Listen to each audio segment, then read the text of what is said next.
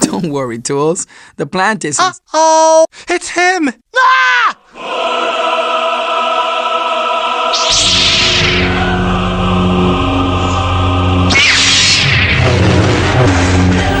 The other week, the trailer for the next X-Men film, The New Mutants, dropped, and while it doesn't look like a particularly unique horror film, it does look like a dramatic departure from the X-Men franchise, which is typically dabbled in regular superhero fare. The promise of the New Mutants trailer to me suggests that Fox's X-Men series is the only one of these large-scale franchises that's actually willing to take some risks and try do something a little different, and despite how good or bad the end products are, it's still a move that I welcome and support. Because the golden age of the cinematic universe has hit a bump in the road recently, with many critics pointing out how similar and safe these tentpole franchise films are becoming. Sure, they're often received positively upon release, but when was the last time you watched Ant-Man or Age of Ultron? When was the last time you even thought about them?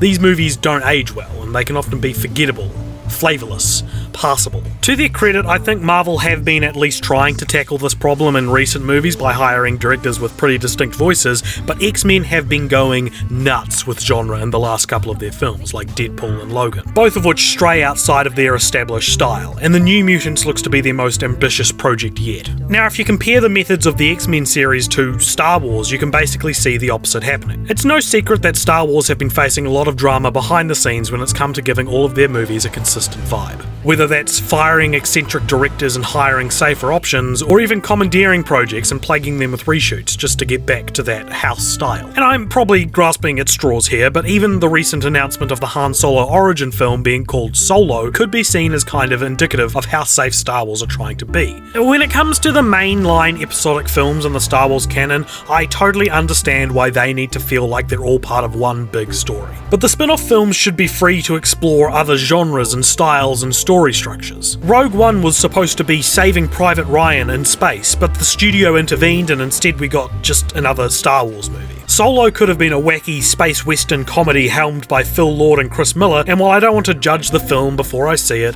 picking Ron Howard as a director is as safe as you can get. It's almost as safe as picking Spielberg. Ron Howard is basically just a ginger beer version of Spielberg. Not that I don't like Spielberg, or Ron Howard, or ginger beer for that matter. I just want to see Star Wars tell the types of stories we haven't seen them do before, and the spin-offs seem like the perfect way to do that without impeding on the legacy. I would love to see a Star Wars horror film, or a Star Wars comedy. Give me a Star Wars musical. I just want to see something different. Because if you're going to make a cinematic universe, then you should, by definition, venture into other cinematic genres. Show me a universe of different styles, aesthetics, narratives, and senses of humour. Sure, there'll be some critical duds, but the ones that do well will breathe life into the drab sameness of these films. What do you think? Will the New Mutants allow for other franchises to venture into different genres, or would you rather they just stick to what they do best? Let me know in the comments. We're not even supposed to be on this channel. Cartoon Network is. Ooh, hey, pretty mama. Johnny! Oh, the Cartoon Network's got this thing right. It's called Cartoon Fridays, and we're on it.